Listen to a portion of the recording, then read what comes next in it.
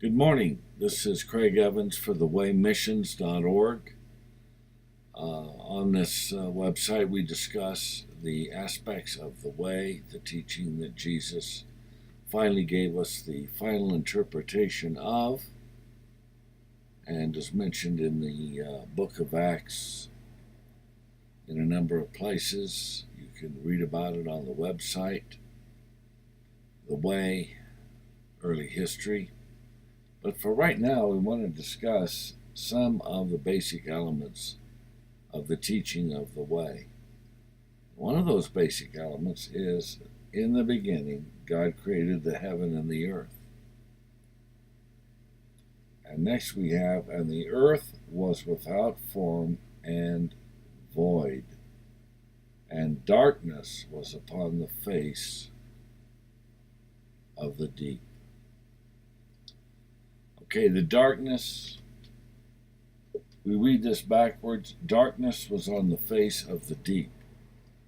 So what this is really telling us is that darkness, God created the darkness. So we have this imaginary kind of circle here of darkness. And why would God create the darkness? Here it is. It's all over the place and so on. To create, God needed a medium to work through. So if you think of yourself as an artist, you work through a medium. It could be even mathematics. It could be a art as we normally think of it. It could be folk art, sewing. You work through medium. In other words, it doesn't exist of itself. You have to apply your creation through something. So that's really what this means. And darkness was upon the face of the deep. It really means that God created the darkness. So God is before the darkness. He is unknowable in every way that we can comprehend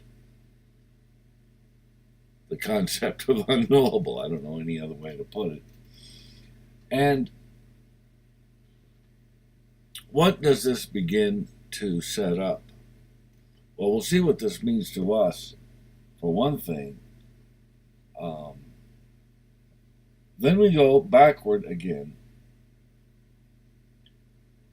And the earth was without form and void. So, what God really did, and void, there was a void. A void was created in the darkness. So, I'm going to, use a little bit of green color here, and we're going to make a void here. And it's not meant to be a circle because it's not exactly completed yet, so it's not a perfect circle maybe, but we have this void in the midst of the darkness.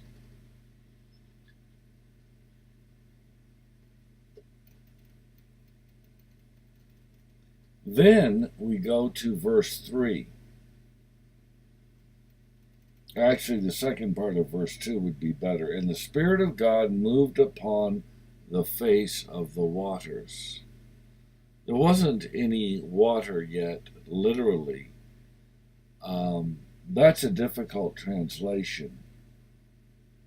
But moving upon the face of the waters is the face of the void, essentially.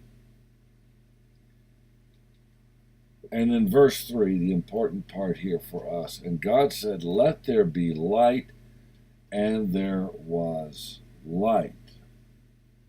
And God saw the light, that it was good, and God, in quotes therein, divided the light from the darkness.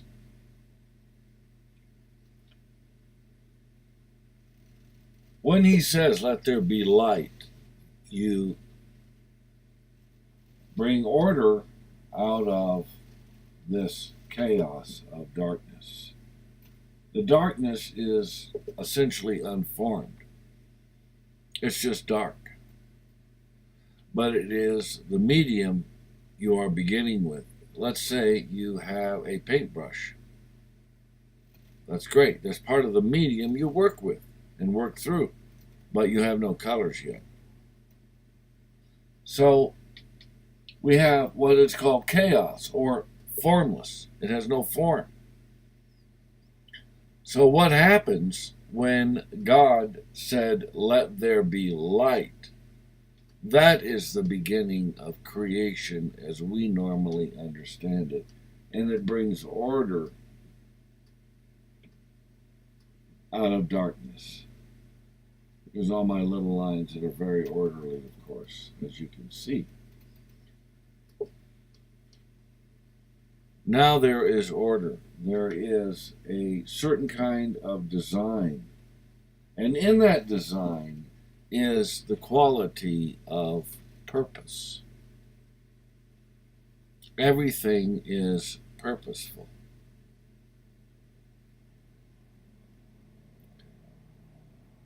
So for the beginning, what is this light?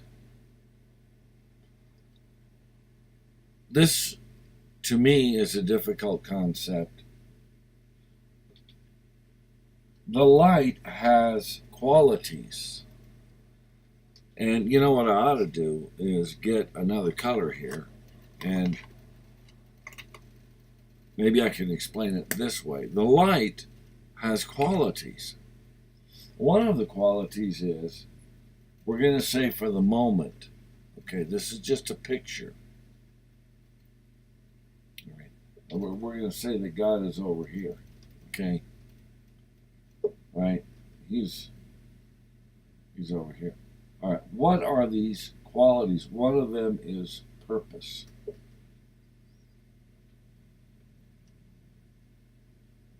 He has a purpose.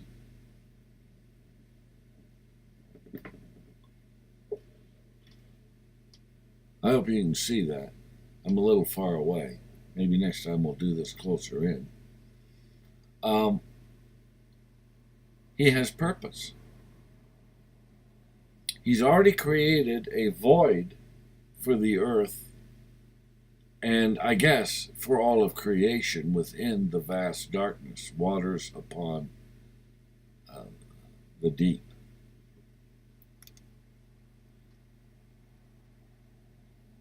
And darkness was upon the face of the deep, and the Spirit of God moved upon the face of the waters. We have face of the deep, face of the waters.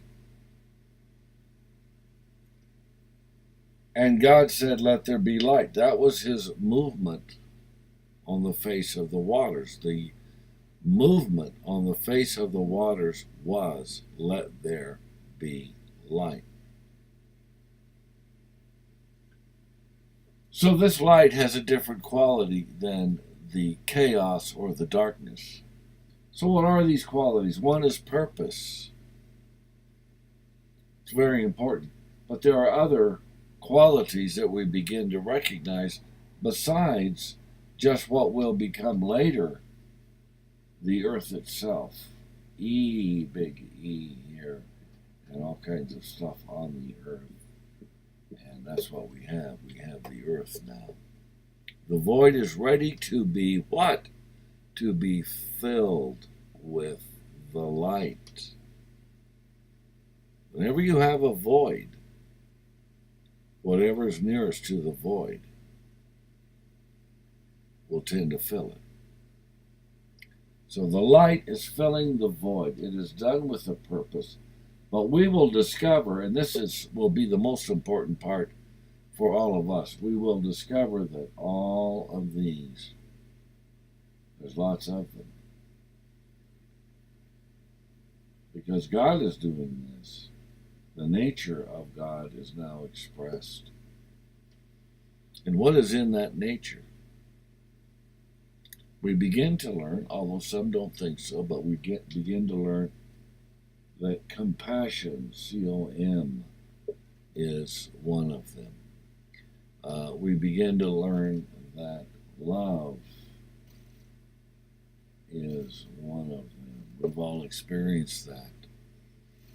We begin to understand that unity, He is bringing light, unity, and thus with that unity, He is bringing then, as He sends His light in, so to speak, He is bringing about creation here on the earth. It is light. Light came before, not with, before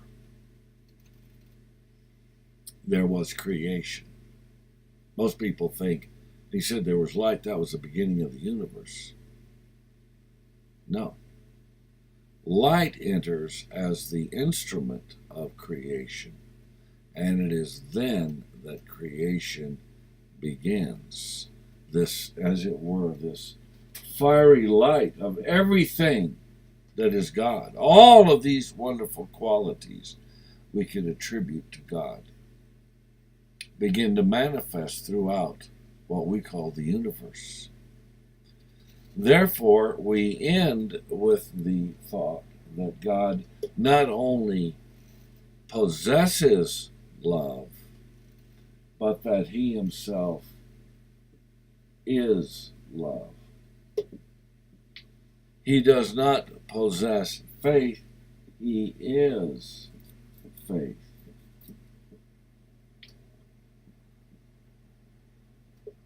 These are enduring qualities that make up the substance of the universe itself. These are the enduring qualities that make up light itself. Without these qualities, there would be no light. What is the substance of the light? If someone were to ask that question, you say, let there be light. Well, what is this light? What is the substance of this light? It's right here. Love, faith, purpose, compassion, a certain kind of justice, which we sometimes call cause and effect.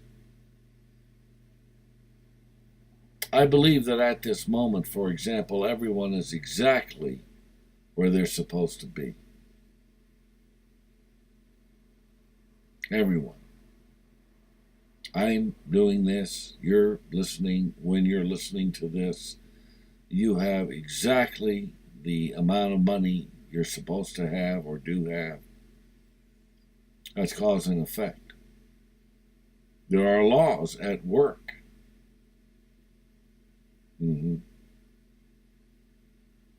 But they are all at the behest of these attributes of character.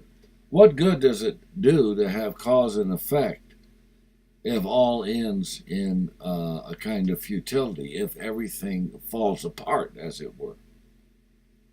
The creation does not fall apart.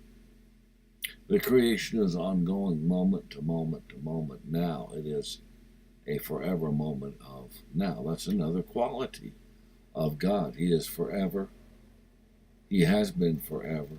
He will be forever. Now is forever because He is forever. He is everything. So when we begin our study, as we'll develop, because these attributes will become very important, obviously, within Scripture and what Jesus taught. But there are a few other elements we have to get to first. And one of them will be the element, if you will, that involves two very important biblical characters. One of them is Cain, and the other is Abel. The light and the dark, if you will, and what they represent in Scripture. So, for right now, keep in mind that the universe is not just this light. The light is made up of God, the nature of God, this something that we deduce as all of these attributes of character. Without them, the light would not be the light. The light would be the chaos. God created the chaos, the darkness, and then he brought himself into it. In other words, the light, as we understand the light, is what you might call God incarnate. This is his incarnation. The whole universe, and even your existence, is part of his incarnation. This, in a sense, all of it, if you wanted to relate it this way. All of this is his physical body. That would be one way to relate to it. We'll be back next time, and we'll talk about what happens in the garden. And then we'll discuss what happens to Cain and Abel. So thank you for listening. Remember, Jesus really loves you. He really does. Come back and visit. And our next installment will deal with some of the aspects of Adam and Eve.